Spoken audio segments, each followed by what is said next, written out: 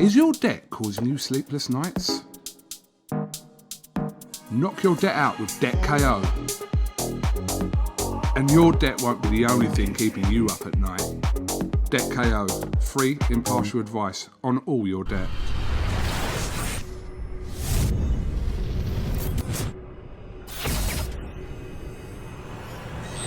Oscar BEVIS, IFL TV, MTK Global. Delighted to be joined by Mark Tibbs in the Matchroom Bubbles. Billy Joe Saunders defends his WBO super middleweight title against Martin Murray. We've done this, Mark. We've actually been through this, but the footage didn't come out correctly, so we're going to try again. How are we? Very well, thank you, Oscar. Good man. I said this to you before. You're not as brown as I thought. I thought you'd sort of come with a nice little colour and make everyone jealous, but That's working, son. It takes away the tan when you put in the hours. you've just been working with Bill in the sort of the gym here in the residency. I suppose you wanted people to keep their eyes off, and I know you won't want to give too much away, but yeah, how's he looking? Yeah, he's fit, he's sharp, you know, he's sharp, he's on his toes, he's sitting when he has to sit, and he's doing everything he should do at this stage in camp, yeah. What was it like when you both linked up again? I mean, knowing Bill from before, you didn't have to do the introducing process. I could imagine it was, you're right, Bill, good to see you again, straight back to work. Yeah, no, it was very, very smooth. It went very, very smooth, to tell you the truth. We've done a couple of training sessions in my gym in Raynham in Essex at Origin, and then we linked up from there. He put a plan in place, very, very professional about it. He introduced me to Greg Marriott, his nutritionist, and I like him. He knows what he's doing, and I'm learning off him. And there's Tom Watts, who's does the logistics in the camp and every day-to-day life. So it works very, very well, and communication is what it's all about. And so yeah. And I already knew Billy Joe Saunders, what he was all about, because of my father's history with him, going from Southern Area title to world champion. So I was on that journey, yeah.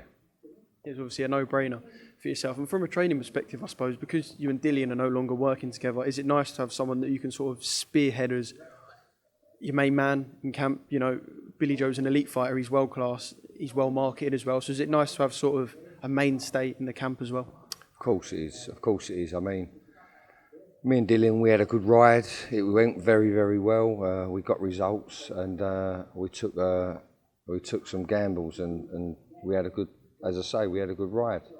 And for some reason or another, it came to an end, and then I hooked up with Billy Joe Saunders, and so no, it could have, you know, I've gone from a world title contender to a world champion, so it was good for me. Yeah, it was good. It was very, very, yeah, it worked out well. We got the fight on Friday first, so we're focusing on that. Yeah. I want to talk about the boys you're in camp with, because I know James Hawley very well. He was out there with you boys. The Romford ball as well. He was out there, and it seemed like, just from the videos, you was all having a good time, and it's so much easier, I imagine, to put the graft in when you're all having fun as well. Well, do you know what? To be honest with you, camp life is pretty routine. It's like we get up at 9, we have breakfast. We normally train at 10, half 10.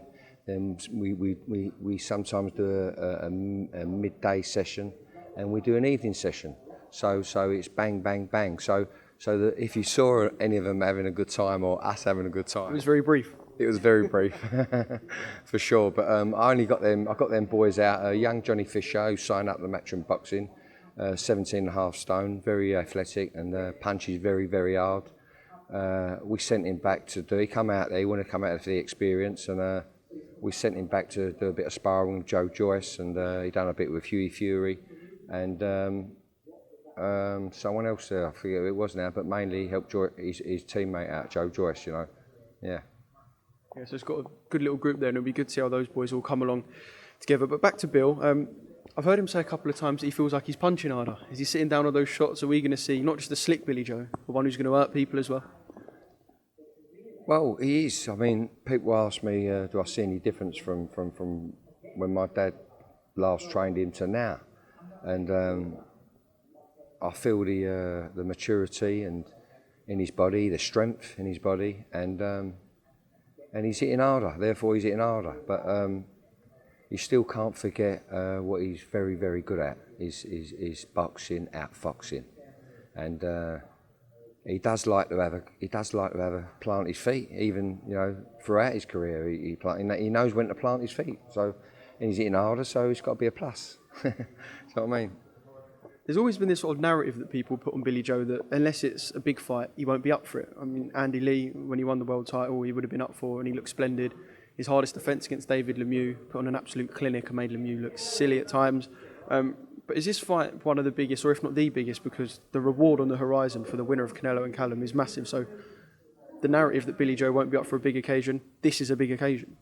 Very much so. He's up for this fight. I mean, he's up for this fight for the simple fact is because of what could come after the Canelo or the winner of Canelo and Smith. But Billy knows I never talk about. I always think about the landscape, but I always talk about the job in hand, and that's Martin Murray.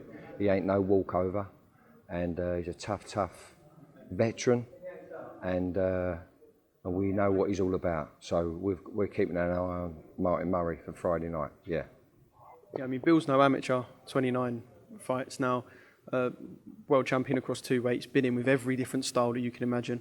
So he would have seen a lot, but Martin Murray is such a veteran in the sport, such a stalwart. Look, is he going to sort of try that old man style on Bill, do you reckon? Yeah, well, I don't really want to talk too much. It's very, very simple. It's very, very simple and easy for me to say what Martin Murray's going to do. And I don't want to say what he's going to do, what he ain't going to do. And like I ain't going to say about my own fighter what he's got to do, what he ain't going to do. But we're ready. We're ready to box his head off or fight. Well, that sums that up then. I want to talk about Saturday's events. Obviously, from a trainer's perspective, it must have been interesting looking at Dubois and Joyce at how it played out. But first off, the aftermath. He got it in the neck, really, Dubois. Cole Frampton immediately said on the panel that he quit.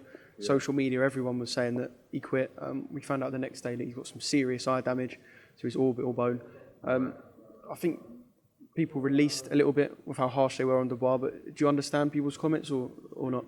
Yeah, I mean, it was all a bit bizarre at the time, because, England, and I'm sure people around the world were looking forward to this all British, all London battle that was going to happen against 2 prospects.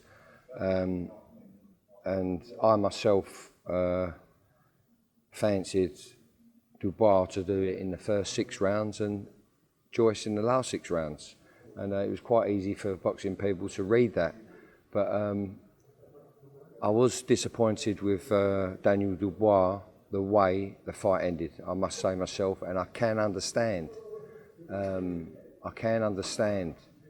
Why people and people in the fight business feel the same way. But having said that, he's 21, isn't he? He's 21 years old. He's got a lot to learn, and he's young. He's young, and he can come again. I mean, it really is up to him. He's the only one that knew. But he took a stiff jab after he was getting hit round after round after round after round with that left jab of Joe Joyce's, and that's like a ramrod jab. So he did damage, and obviously, what happened. But I was disappointed because, I've shared a gym for many years with Daniel Dubois, and I had a soft spot for him. But the better man won, and the man with the pedigree and the size and the length and the game plan was triumphant. Joe Joyce now, I mean, is he a problem for the heavyweight division? You said about that ramrod jab, he's got a granite chin. I think he's got strengths where perhaps a lot of the heavyweight fighters have weaknesses. Is he a problem now? Well, do you know what, I think it's a case of this. I mean, if you haven't been if you haven't got the pedigree Joe Joyce has got, what it is, and you get in with a guy like Joe Joyce, because of the length of his legs and the way he covers space and retreats and covers space and walks you down, it's very, very overwhelming for him. And it can be very, very overwhelming for someone who hasn't got the experience to deal with that. So he's He's got a good bit of punch power. I don't think Daniel's shots looked very, very hard on a Saturday night against Joyce. I don't think they did, but maybe it was the way he diffused, or he was that much longer than Daniel Dubois. So you know, I think it was a little bit too early for him. By what I've just said there now, it's a little bit too early for him. But listen, credit to both guys and both teams. They stood up to it and went for it and gave the British fans what they wanted. I think a few more fights should do that. I think we'll echo them words. Jimmy Tibbs was in the corner as well. Ismail Salas tested positive for COVID, but because he hadn't seen Joyce in 4 weeks, which I think a lot of people were bemused by, Jimmy Tibbs, who's normally the cut man, was in his corner. Yeah. Stephen Broughton was there as well. Yeah, that's another success for the Tibbs family. No, my dad, he loves it. He's been the cuts man for Joe Joyce for some time now. And did he take on a coaching role in this sort of camp aspect as well, would you say? Well, listen, whoever corner my dad's in, he's in your corner. Yeah, he's in your corner, and he won't. He's got gym etiquette. He's got ring etiquette, and he will know whether or not to, you know, talk to the head coach or not. And I think I spoke to. I did. I spoke to my dad, and he said that it was a good night and whatnot. And he spoke to that young guy who trained him. What's his name? Stephen. He said he had a chit chat with Stephen, and Stephen come up with a game plan, and he asked me dad what he thought of it, and my dad said, "That's the one, son. Crack on." But I'm sure my dad, being in the corner, would, if he felt he could give advice, it would only be good advice. Yeah, he knows what he's doing. Yeah. Good stuff, and good to hear that about Stephen as well. Just finally, I'm going to wrap this up by asking you what we can expect from Billy Joe. I know you said you don't want to give stuff away, but what can the fans expect when they tune in, see Billy Joe, and I suppose from your part, what can they expect when he defends his WBO super middleweight title? Well, I expect Billy Joe to be very, very responsive, fluid, sharp, and he's gonna remind the boxing world what boxing's all about. Hit and don't get hit. You know, it's a craft, it's a skill, it's an art. And Billy Joe's all of that. He's all of that. And when it gets time to get down and dirty, he can have it. Do you know what I'm saying? So yeah, I'm expecting a lovely, nice, polished performance from Billy Joe Saunders, for sure. Is your debt causing you sleepless nights? Knock your debt out with Debt KO. And your debt won't be the only thing keeping you up at night. Debt KO, free, impartial advice on all your debt.